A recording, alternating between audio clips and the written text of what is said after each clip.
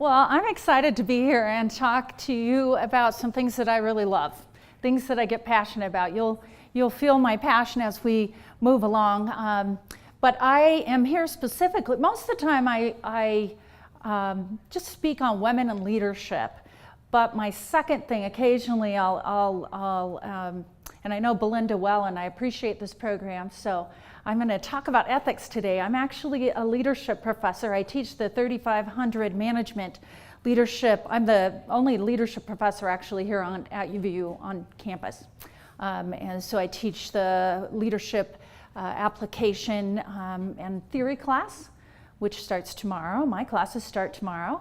And then I teach actually the business ethics and corporate social responsibility class. So this connection is really nice. I have mostly men in my classes here at UVU, but I work with mostly women. So you'll see I'm using my slides because I speak probably 2 to 5 times a week here in Utah, all over the state in groups for high school people, for women in associations and different things. And then I travel, next month I will actually be speaking in India, up at the Temple for let me think of the name, Temple for Human Unity. It's a peace leadership conference. So I've been asked to be a keynote at that on the importance of having women at the peacekeeping tables for countries. So I've done some work on that, and I love the different work that I do. I've recently been in Slovenia and Croatia and some different things, done research in China, and done a lot of research actually in the 6 Arab Gulf countries on women and leadership, believe it or not. The UAE, if you know Dubai and Abu Dhabi, that's an area I work in, and some other things. So I enjoy doing that, but I enjoy doing the work that I do here in Utah. For those, before I dive in and get moving, for those that are interested in the Women in Leadership Project, and that can be men too, anybody that influences girls and women, we host a lot of events, not just for UVU folks, but for the community. And I have events up here if you're interested, some flyers. Our next one is called Creating and Growing Small Businesses as a Woman. 3 workshops on that. Another one is Understanding and Even Appreciating Anger as Women. Someone from Temple University is coming in. Another one is Discovering Personal Leadership, the Power of Defining Your Signature Story in Writing. And then we have one in March called Strengthening the Impact of Women. And that one has 3 workshops. One on Crucial Conversations, one of the vice presidents from Vital Smarts, if you know that company. Crucial Conversations for Women. Another one on body image, Beauty Redefined. Anybody heard of them? On body image, they've done a lot of research on that. And the third one is on perfectionism. So if you have spouses, or you're welcome to RSVP and come to those. So wanted to tell you a little bit about that. And if you're interested, I send out a listserv, about 12,000 people in the state, once a month, on just things happening on that front. We have many men on that, men who care about issues around women and their spouses and their daughters and so forth, so you're welcome. So a little bit of that before I dive in. Now, in terms of ethics and leadership, I love talking about this, and I'm very much done a lot of research around the ethical topics and also, as you know, about leadership. Now, in April, I happened to be speaking in Austria, the University of Vienna. So I was there, and my husband came a few days later, so we had a few days to look around. Now think of, it's April, so lots of things are going on in the nation in April. Lots of discussions on CNN. Are you following me on that? Okay, so one of the things that we did was to actually go, has anyone heard of the Eagle's Nest? And who is that related, who is that linked to? Hitler. Hitler's Eagle's Nest. And actually, my husband and I went and visited it. And very interesting. And of course, I'm totally fascinated with leadership. Mostly good leadership, but isn't it fascinating to look at leadership that sucks on every front? Seriously, I mean, was Hitler a leader? Of course he was. He could move people towards the goal that he had. We would call it bad leadership in some ways. So while my husband and I were there, thinking about Hitler and learning relearning some of that history and thinking about, he actually went back to school and he's getting a PhD in global leadership right now. So we're having all kinds of good global leadership discussions. So we became interested in reminding ourselves what Stalin did as a leader. And that was, we forget, we have some of those classes. And how did he get that power? And how could he do the things that he did? I mean, it's amazing. So those things are on my mind. I get back to UVU, start teaching my classes, and of course, what's on CNN? A couple of other leaders. Clinton, Trump. We're talking about ethical leadership. All right, I am very civically engaged, very much. I serve on boards and commissions. I voted, but I had to do a write-in. I could not ethically, for myself, I'm very ethical, I could not. I believe that we must have ethical people in office with integrity. And at that time, of course, Hillary was all back and forth with the email scandal, right? And Trump at that time, what was the conversation with Trump? What he said about women, what he said about minorities and different things, any of those behaviors. So it was really interesting. Of course, the first class I taught in my leadership class, right after I got back, was titled Leadership Ethics. So I'm like, so I have not comparing Hitler and Stalin to Trump and Clinton, okay? I mean, there's quite a few differences between those. But we had quite the discussion in terms of ethics and leadership. And we have issues, so just kind of leaving that with you. It was such an interesting thing to come back with those thoughts of powerful leaders who did things that destroyed millions of lives. Because of what? We'll talk about this in a little bit. Because of pride, because of power, because of money, because of just wanting to lead and be out there. And then who are we voting for? Not just those two, but other people. We've had lots of ethical issues. And so what do we do? What do we do, you as the next generation? Do we give up? Saying, I don't know if any politician can be ethical again. I would say that's crap. We can have ethical leaders, and we need ethical leaders to actually be developed at your ages and move forward and become leaders, even if it's tough to run for political office. There's so many ways to lead. But so those are some of the things I was thinking of in April and have continued to think about that. So let me look at this title for a minute, Leading Ethically During Complex and Challenging Times. So first, how do I define leading? And I have to say that I actually am a very broad, there's all kinds, I know hundreds of definitions of leadership. But when I work and teach and do work in different countries in Utah, I talk often to women who are staying at home full-time with kids. And they're like, well, I don't do any leadership. And I say, oh my gosh, leading a bunch of teenagers, I had 4 at the same time in my house, is that not leadership? I had some women through the years have come up and said, I want to lead, but I have never done anything. And I'm like, didn't you just organize a dinner for your church for 200 people last? Oh, that doesn't count. Oh yeah, it does. There's a lot of leading. I put this picture up because you can lead as a mother. You can lead as a father. You can lead as a teacher in the classroom. We can lead in our churches. We can lead in our communities. And I'm in the community doing a lot of different things and working with people. I love that. We can, of course, run our own companies or lead in companies in different ways, the politics. And positional, we have to have more good ethical people in positional leadership. But some of the most powerful influencers are people that are not in positional leadership. They're in informal positions. You look around at your companies sometimes. You look around, some of the most influential people come from within the group and pull people along. It has happened over and over again. There are story after story about how important that is. So I see sometimes students and other people who hang back, who have wonderful skills, smart, wonderful skills, but hang back until they're given a formal position. And I will tell you, that rarely is where the best things in society happen. They're with people that are just ticked off at what's going on. There are people like my neighbor who has 2 autistic twin boys that she adopted, her and her husband. And she has led, I get teary-eyed thinking about her.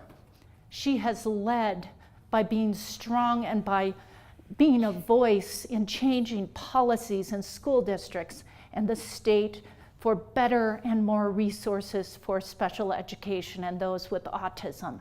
She has done more than any person in positional leadership because she is persistent, her heart is into it, her mind is into it, she's studied, she's done everything because she wants to protect her children, because she wants the best for her children. That kind of leadership is often more powerful than any kind of leadership. So I see people too often that just say, no, I'm just gonna wait until I get elected, or I'm just gonna wait until someone pulls, that's all the work that I've done, and I make people uncomfortable because I break social norms, because I'm a woman, and I tell you what I've done. I was raised with 6 brothers. We're all athletes, so them and me. My dad, a couple years ago, I have to tell you, did tell me, you were the most aggressive of all our children. He told that to me. So, so the things that I've been able to do, and I've chosen to stay in my position as a professor and start the projects that I've done. No one asked me to start them. The first time the Commissioner of Higher Education asked me to do some research, that's how it started. He said, we're below the national average on women graduating from college, which we are, especially at the bachelor's degree level and higher. That was in 2008, 2009. He said, will you help collect data and do something about that? And it's been 8 years. I've been leading the charge, and I have got $25,000 for a sociologist demographer who's working on another study to now to look at the changes, and it looks like we're actually starting to turn the corner on our women in leadership or women in education in the state.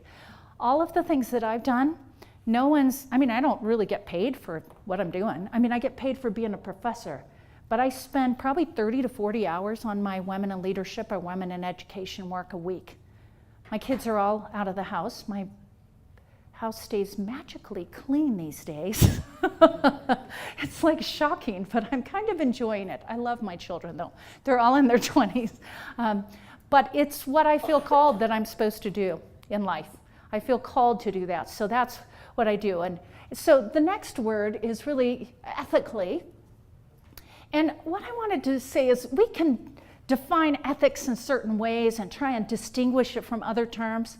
But today when I'm talking about ethics, I'm really talking about the whole ball of wax. So I'm talking about morality, honor, decency, honesty, integrity, trustworthiness, equality and equity, truth, frankness and candor, fair and just, and values. So when I talk about ethics, I'm talking about all kinds of things. It's not just who lies and who doesn't, who plagiarizes and who doesn't. It's who you are, morality, who you want to become. And I'm going to challenge you on a few things. And then the last piece of the title is complex and challenging times. Of course, we have more than ever the technology, the uncertainty, globalization is so fascinating. Any of you, there's probably a number of you that have spent time in other countries. Any of you? Yeah? It's so fascinating to look at how the cultures, it's been painful in some ways to travel. I travel quite a bit, but this year, no matter what cab driver I get, no matter what city around the world, they were talking about Trump and Clinton every single place I was going. And I was just like, oh, not a good topic for me, for someone like me who really wants ethical and honest leaders in there.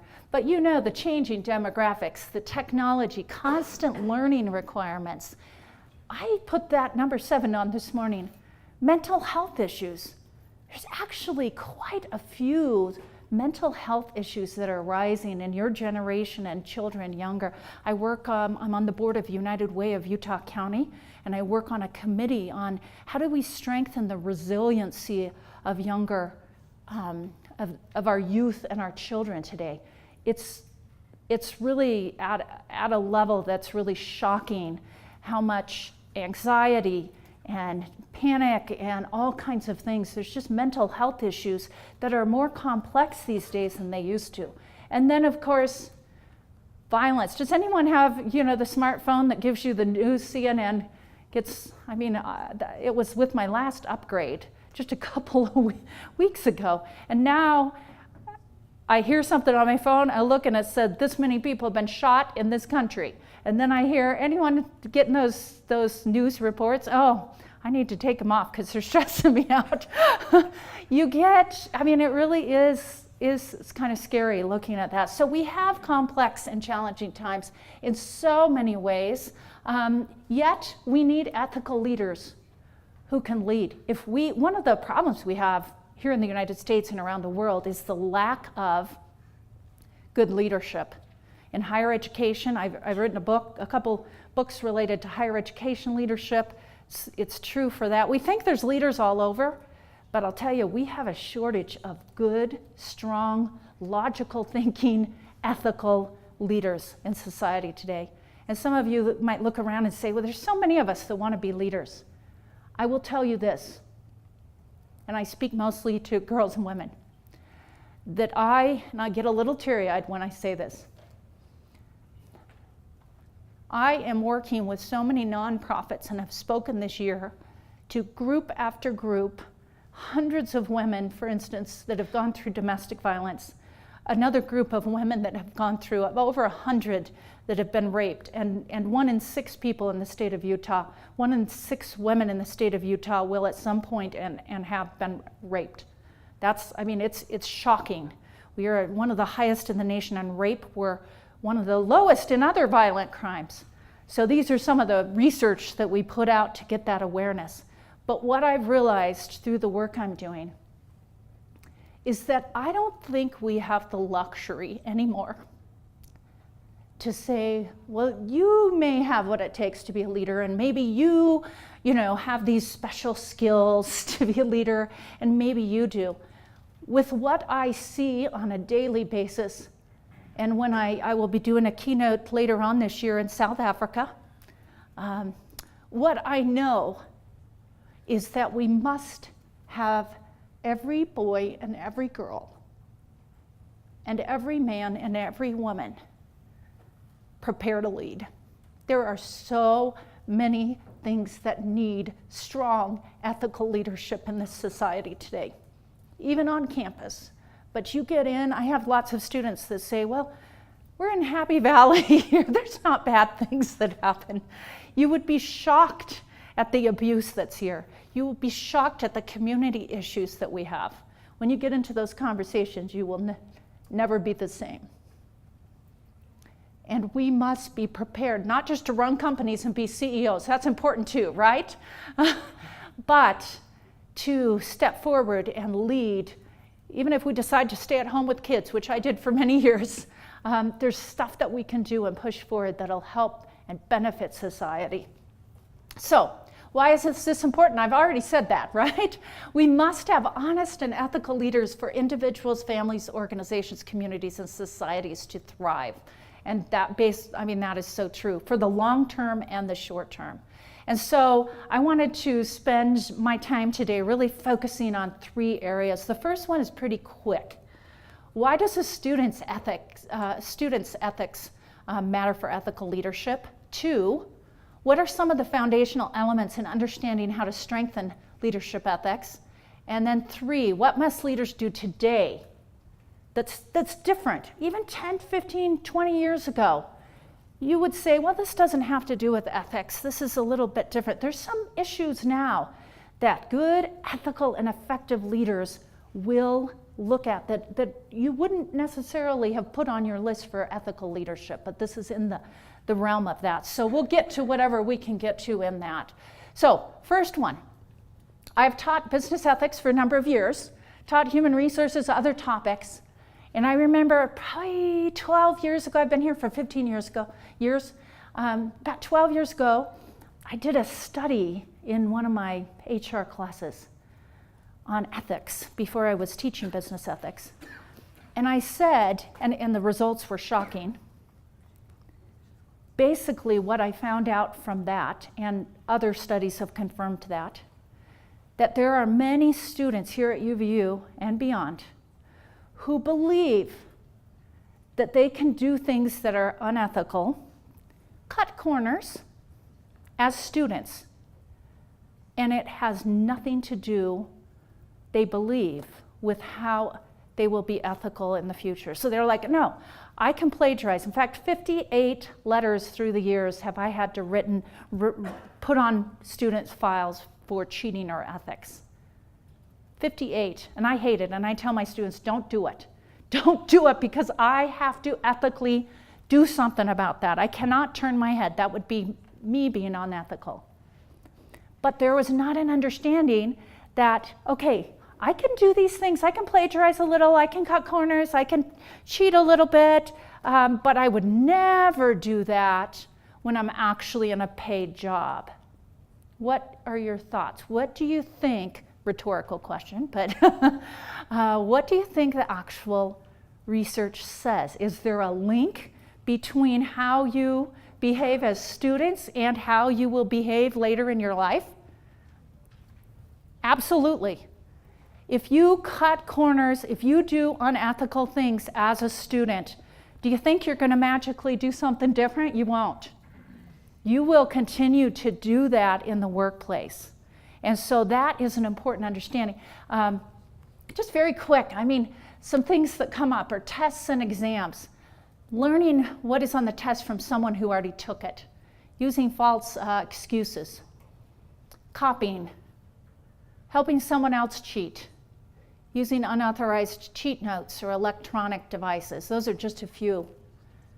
Working with others when asked for individual work. Plagiarism. That's what I see too much of.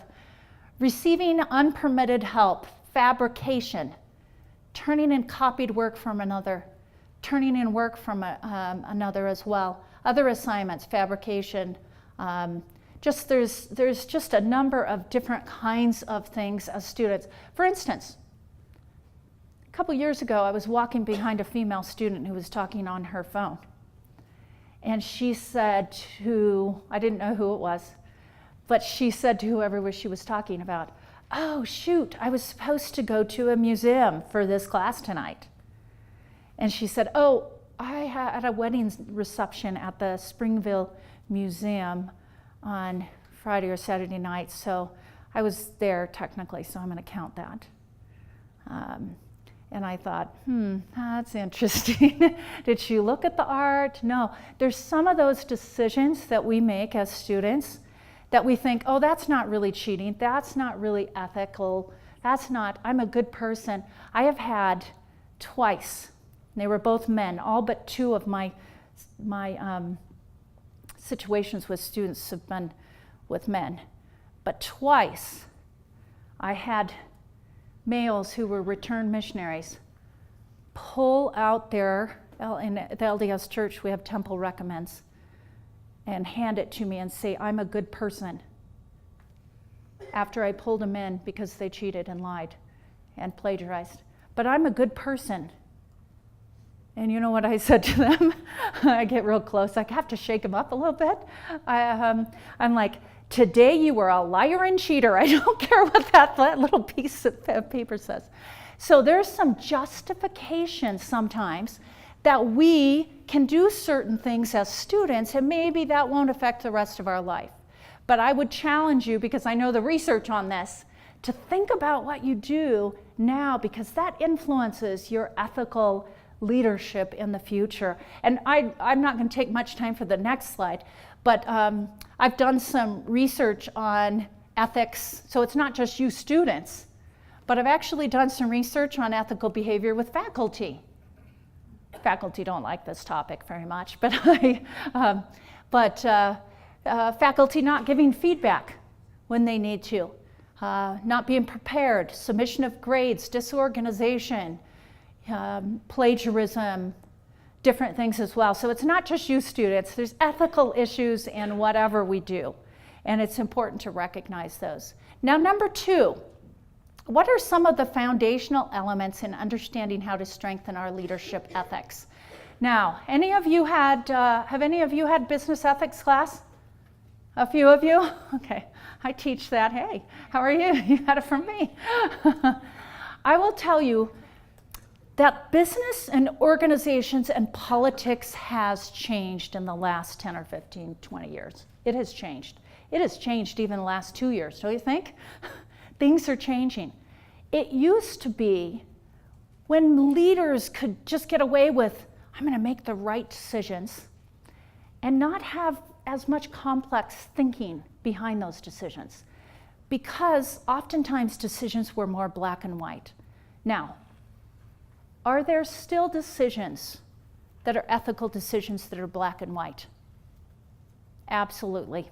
There's just dang wrong things. There's flippin' wrong things that happen. And so sometimes my students get done and they say, I've just learned that there's a bunch of gray. I'm like, There's still black and white.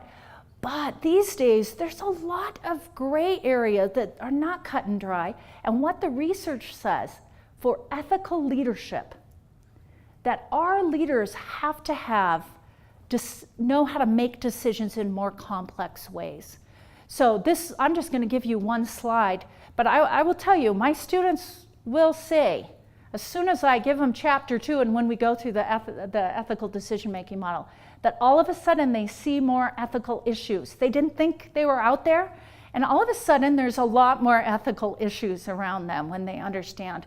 So having this as a tool, or something like this where you challenge yourself to think a little more deeply, is what leaders are doing today. In fact, there's a lot more ethical training in leadership development courses for CEOs, for C-suite, for other directors and so forth.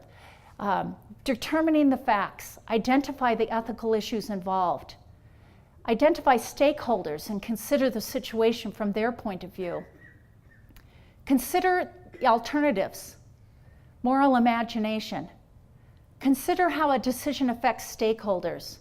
Then you make a decision, and then you monitor. I work with my students on this process, and it's more in depth, but you start what the research is saying today, and what in this complex world in terms of ethical leadership, we have to have a better decision-making model to challenge ourselves to not just make quick decisions that may not be the best.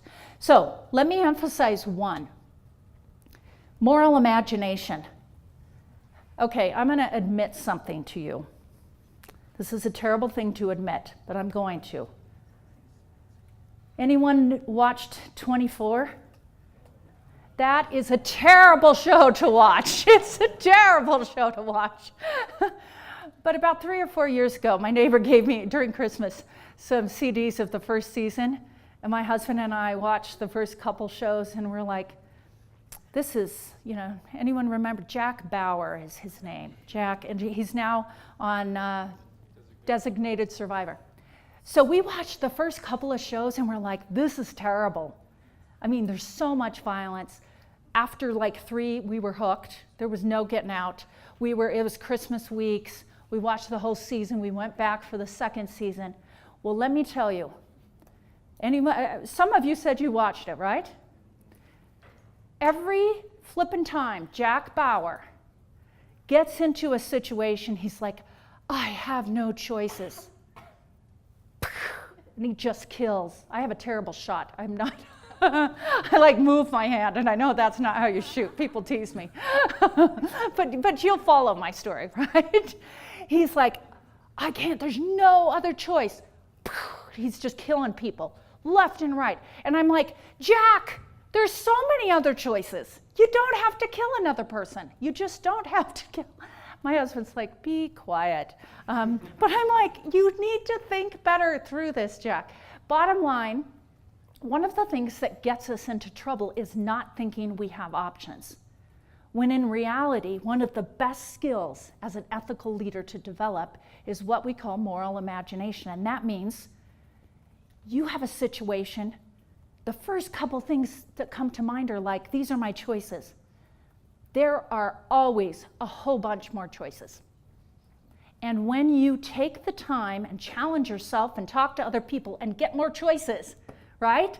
You probably have really 20 choices, maybe 100 choices. You don't just need to kill the person again, Jack. Just stop that killing.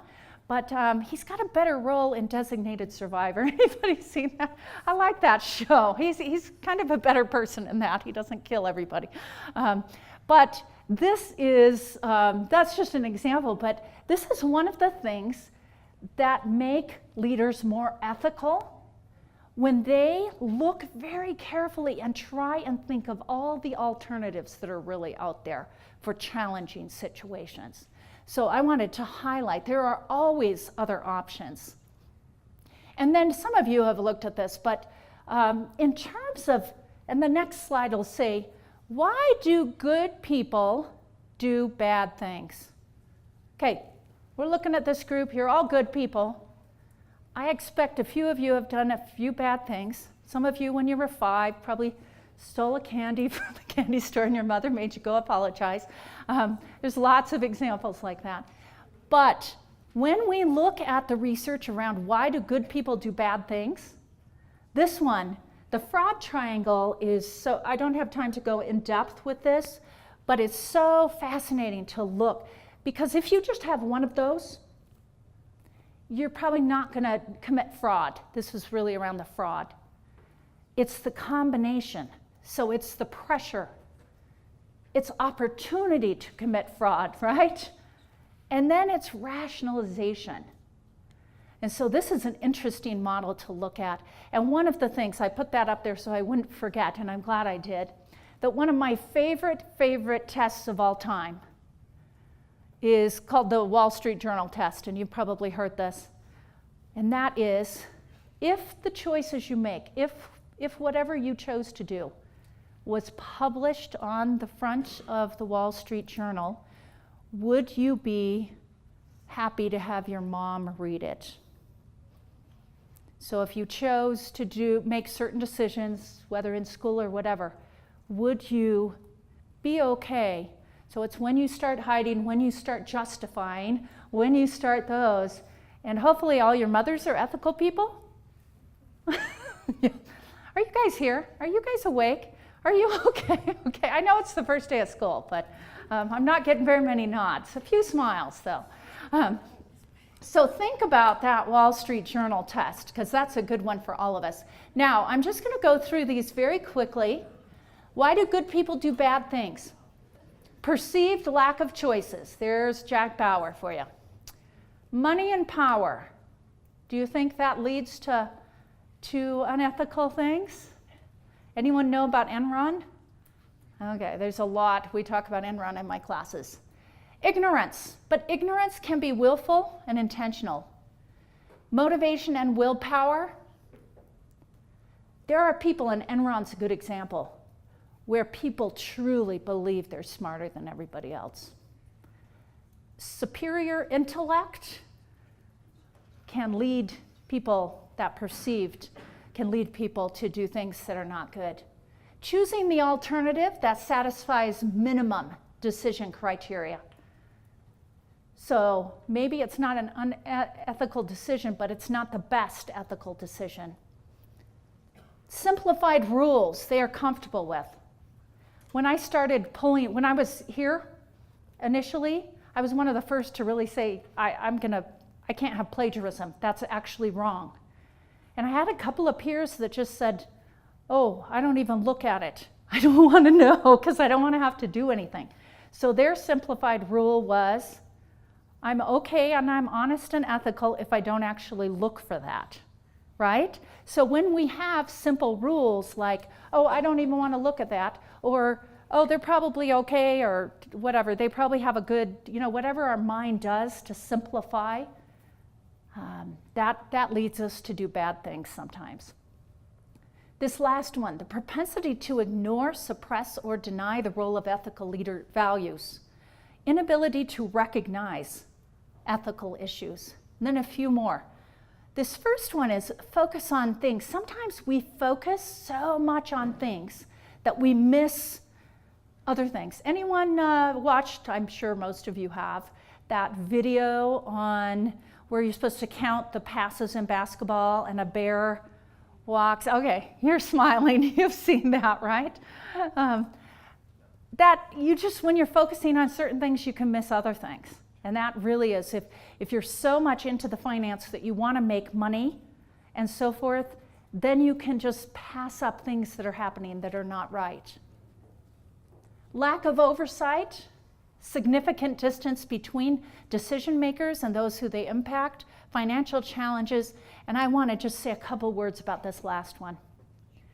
I will tell you that I have been shocked at how many people are, and it's students as well, faculty as well, and other people, just don't have the courage to stand up and do what's right. Here at UVU, in the School of Business last year, there was an entire class, I won't tell you what class, what topic, that after about 3 days, one student went forward.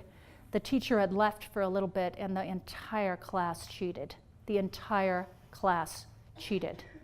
One person 3 days later couldn't live with herself. She had a single mom, 3 little kids, couldn't live with herself, had more than anybody to lose. 30 students like you kept their mouth shut. Is that ethical? No.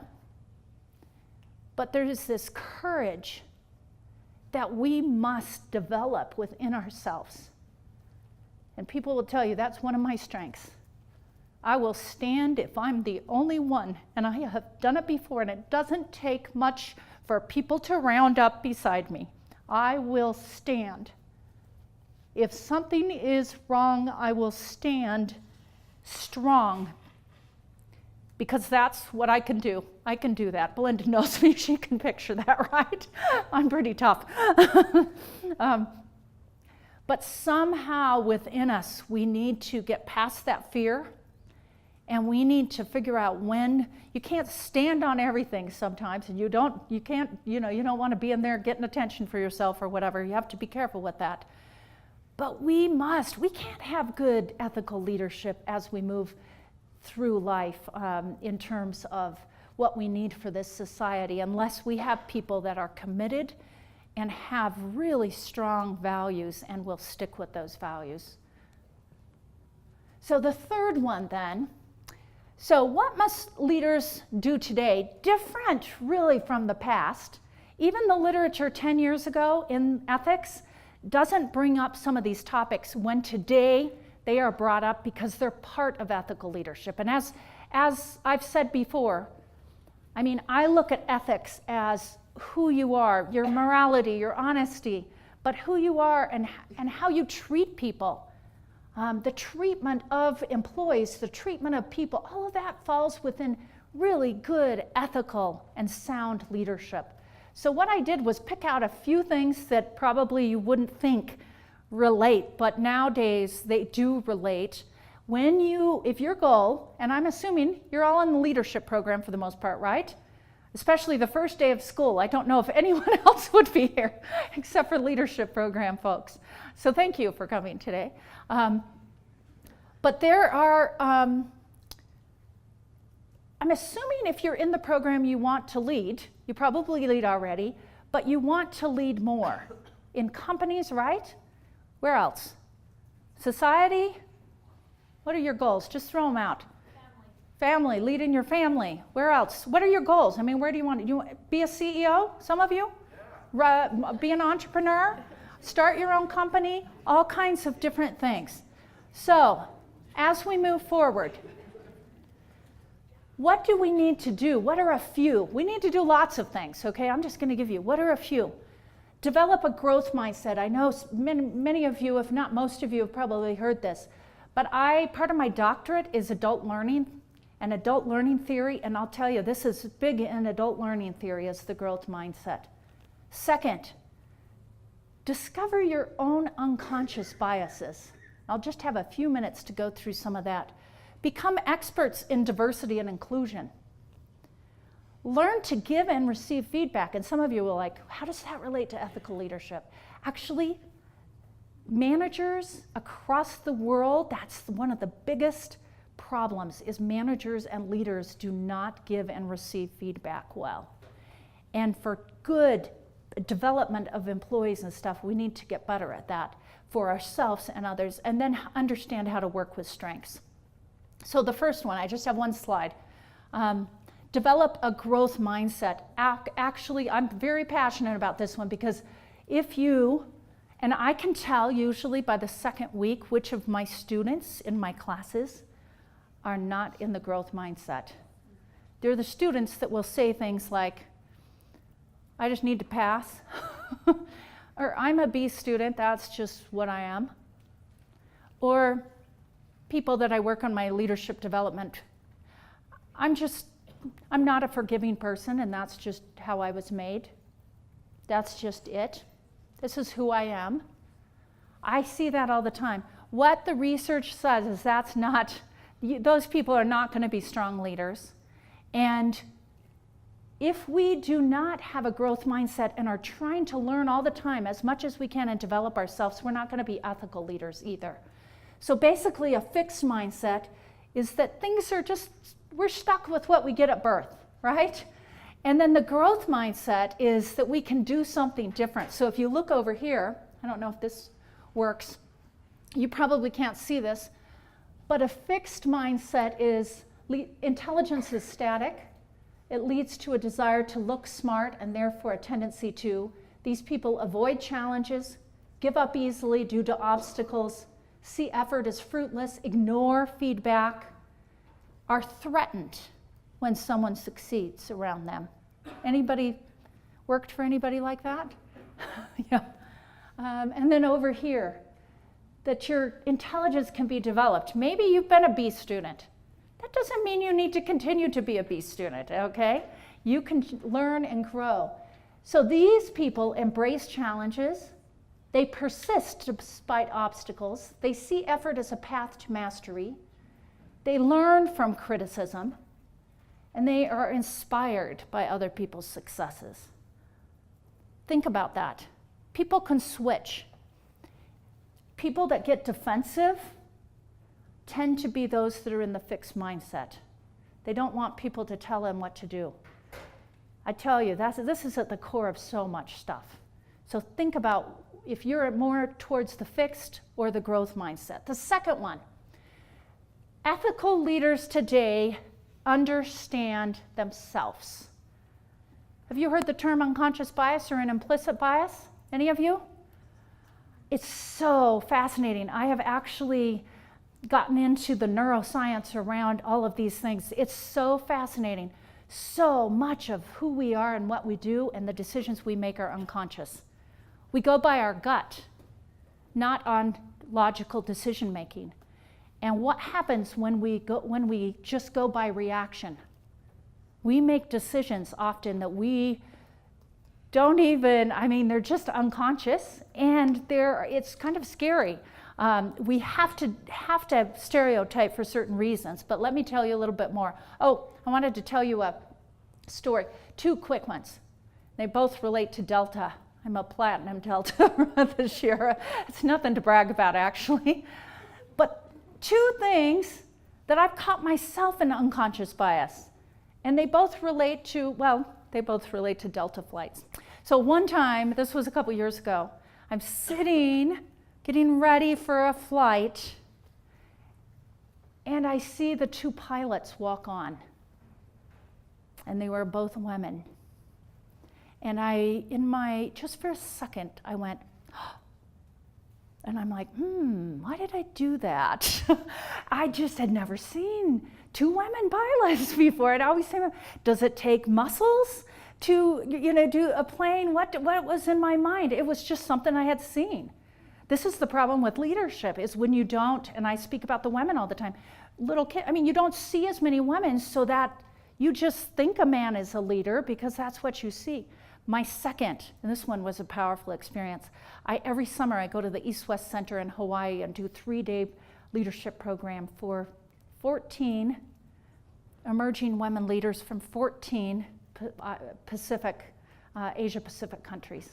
It's really a cool thing. I get one from China, one from Papua New Guinea, one from Sri Lanka, and I have 3 days with them. It's very, very cool. So I'm heading back on Friday night. So I go on Wednesday, come back on Friday night. Don't usually hit the beach, unfortunately. And it was an overnight flight.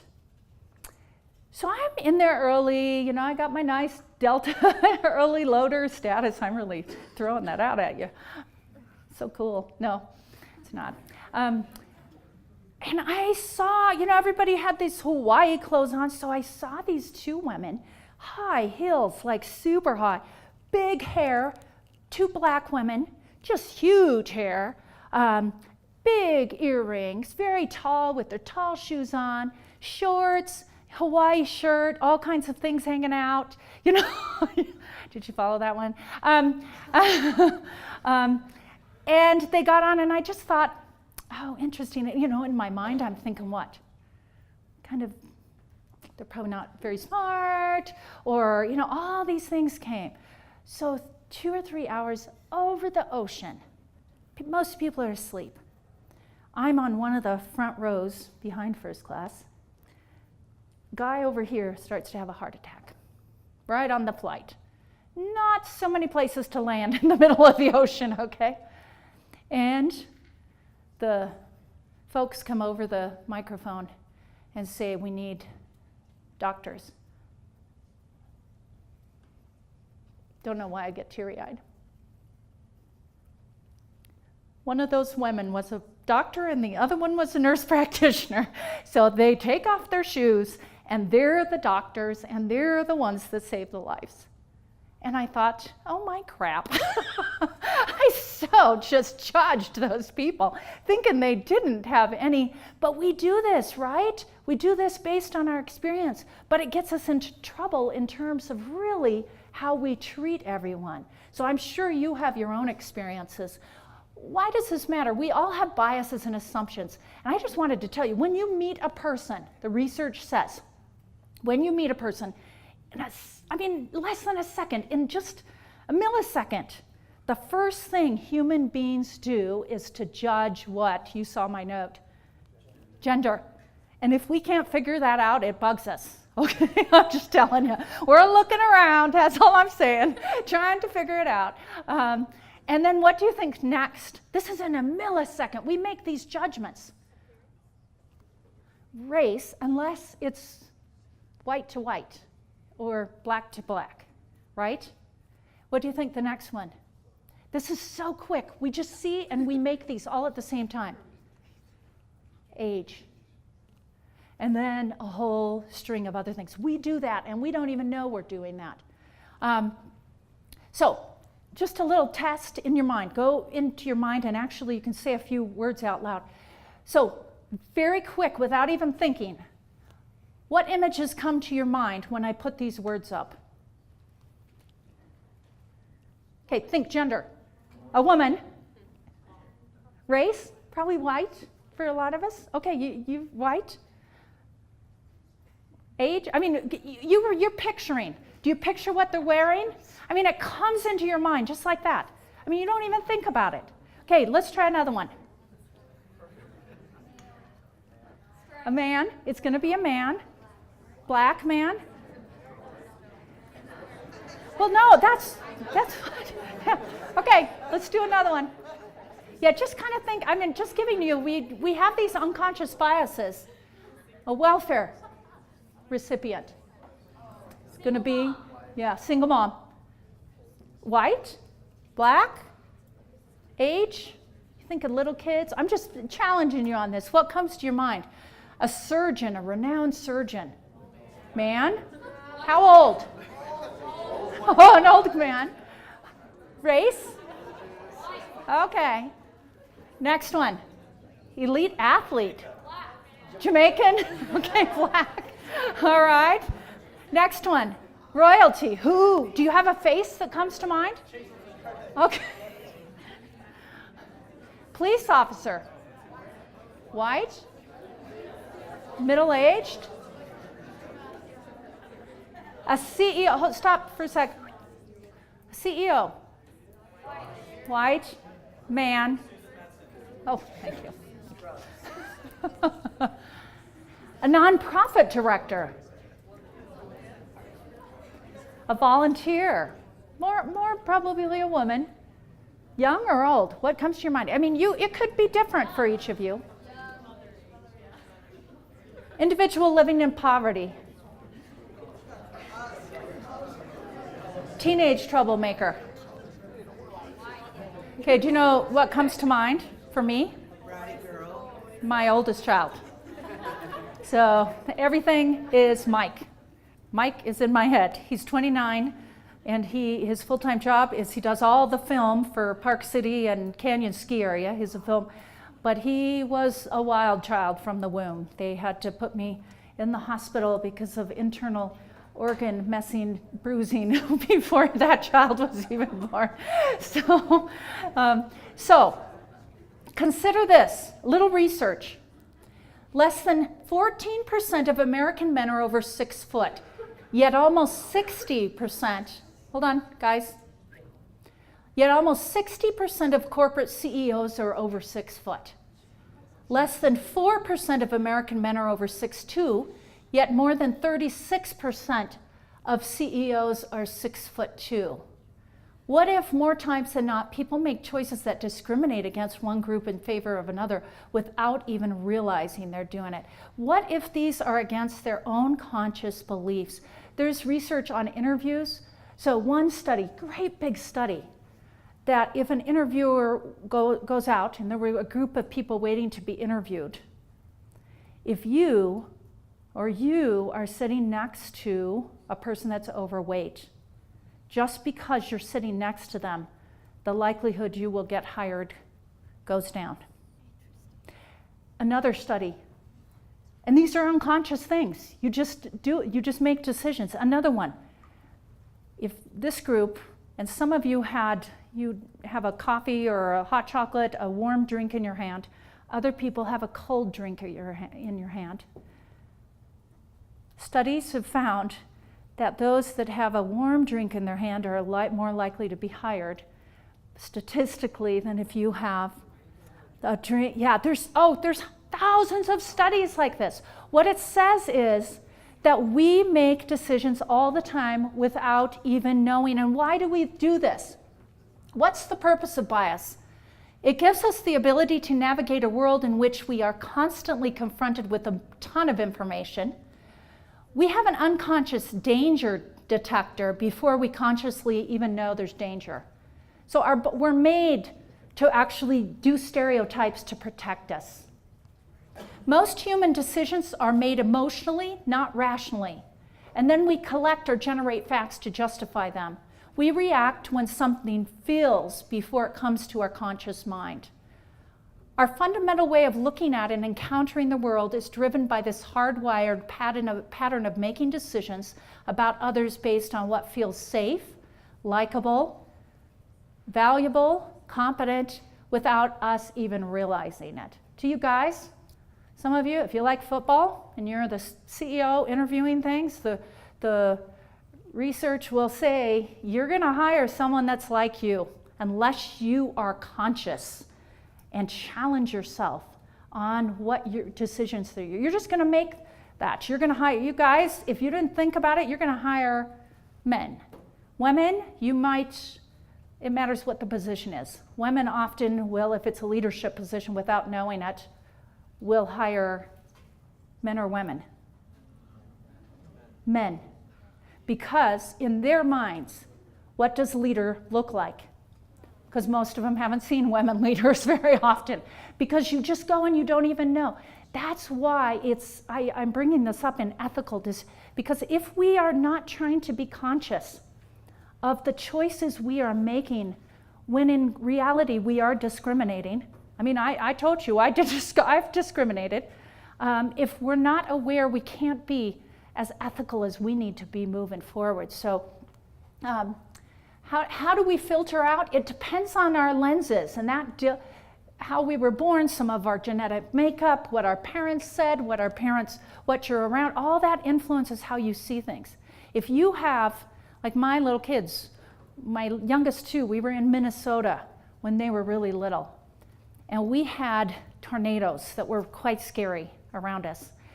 And when you go through that, I mean, we'd wake the kids up, put them in the basement. We didn't have once the basement was finished, we could let them sleep down there. But when certain noises happen now, my daughter, who, even though she's in the National Guard and she has guns and stuff, she will, at certain noises, because of her experience, she will be scared because of that tornado. It's just what we're raised with. This is the last slide on this, and then I've got to finish up real soon. The research says that any given time we have 11 million pieces of information coming at us. If I look out here, I can see hundreds and hundreds of things just someplace. But we don't focus on certain things. I don't focus on things. I focus on, for instance, we're on the freeway. I only focus on cars. For me, I don't care about cars. When I'm going to buy a new car. When do we pay more attention to pregnant women? When we're pregnant or we know someone that's pregnant. So over here, 40 to 50 pieces of information get absorbed at a time, but 11 million are coming at us. So bottom line, can you see how it relates to ethics? That us, when we're developing leadership and trying to be more ethical, the bottom line is that we must challenge ourselves to bring our unconscious to our conscious so that we can truly be fair and equitable and really be a good manager and leader to everyone and try our best to do that. This one, become experts in diversity and inclusion, and I will tell you it relates to that last one. I've got a number of slides. I'm happy to share those. Any of you that want to be on my listserv, I've got some business cards here with our websites on the back. But I have a whole brief that's called Why Do We Need More Women Leaders in Utah? And it actually isn't about Utah, and actually it's more about diversity. But I will tell you that these are hundreds and if not thousands of studies talk about how companies, how organizations are better when you have more diversity. Whether it's gender, whether it's race, whether that it's age, your decisions are better. Your company does better. So as you understand more about the research and those things, you can make better choices for your company and for the people around you. I'll just go quick through this. Learn to give and receive feedback. Oh, this one's a big one. I will tell you, this is the hard thing for most managers. They think, well, I won't correct or I won't give feedback because I don't want to hurt their feelings. But in reality, oftentimes they lie because they're not telling the truth. One of my favorite stories is that same neighbor next door. My daughter, when her and this boy over there were just kind of best friends, she came just huffing about. She was about 14. She's like, I better not say his name, Joe. Just played a basketball. She went with his parents to watch a basketball game. They lied to him the whole way through. They said he did such a great job and he sucked. He was terrible. They just lied to him the whole time and told him he was so good. I said, did he do anything good? She's like, he just kind of hung in there. So that's what the parents should have said. Good job hanging in there. Instead of, we get used to trying to make people feel good when in reality we're lying when we do that. If we're not telling, we're not telling the truth. So this is a big thing, but I'm going to move on. It's fascinating. There's ways, if you haven't studied them, I work with my leadership students on learning how to give feedback and receiving feedback. If you're not good at receiving feedback, if you get defensive at everything that comes at you, work on that. There's ways to work on that. That's an important thing. I love this quote. There are lessons in everything. And if you are fully deployed, you will learn most of them. Experiences aren't truly yours until you think about them, analyze them, examine them, question them, reflect on them, and finally understand them. The point, once again, is to use your experiences rather than being used by them, to be the designer, not the design, so that experiences empower rather than imprison. My point with this slide, I love this quote, is that what we found from the research very clearly is that you don't learn from experiences. You actually learn from reflection on the experiences. The more you learn how to reflect, the more you will be, and you understand the decision-making model of ethics, the more you will be more likely to make better and more ethical decisions. And then, I don't have time to talk about this, but I love strengths. I'll tell you, today, good, great managers and leaders understand how to work with their own strengths, but also pull out the strengths of others. And that fits within ethical leadership today. And even 10 or 15 years ago, that wouldn't have been on the list. But today, that's an important thing.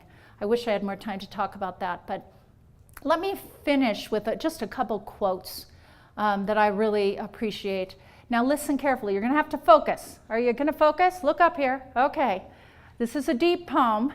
And it's a prophecy from the elders of a Hopi nation. I love this. It was done in 2000. And if any of you have read any of Meg Wheatley's books, any of you know that name? She's very well known in, if you're a leadership person, you've got to grab Leadership in the New Science, is probably the most famous one. Here is a river flowing now very fast. It is so great and swift that there are those who will be afraid, who will try to hold on to the shore. They are being torn apart and will suffer greatly. Know that the river has its destination. The elders say we must let go of the shore, push off into the middle of the river, and keep our heads above water. And I say, see who is there with you and celebrate. At this time in history, we are to take nothing personally, least of all ourselves. For the moment we do, our spiritual growth and journey come to a halt. The time of the lone wolf is over. Gather yourselves. Banish the word struggle from your attitude and vocabulary. All that we do now must be done in a sacred manner and in celebration, for we are the ones we have been waiting for. I'm happy to share that poem. It's very good. Push off. See who's in that river with you. And oftentimes we say, I'll just sit back and let that person lead, or let that person do the work. But I love this last line, for we are the ones we have been waiting for. It's time. We have to be the ones. And you've probably heard this. Never doubt that a small group of thoughtful, committed citizens can change the world. Indeed, it is the only thing that ever has. I love that as well. So, a couple just quick statements as I conclude. Leading and leading ethically today, which is in turbulent times, lots of change, complexity, is our challenge as those who are blessed with the opportunities to come to UVU. I have seen true poverty, and some of you have as well. No matter how poor you are feeling, you are a privileged soul. There is responsibility for those of us who are blessed with intellect, who are blessed with passion, who are blessed with that mind and that heart and good hands that can change the world. And we must be more conscious about how to make decisions, how to reach out, how to do the things that are truly right, not just for us, but for our families, for our churches, for our societies, for our communities, for our state, and even globally. We are the ones that we have been waiting for. And if we try and lead without ethics connected, we will not make the change that is so desperately needed in the world today. Thank you so much.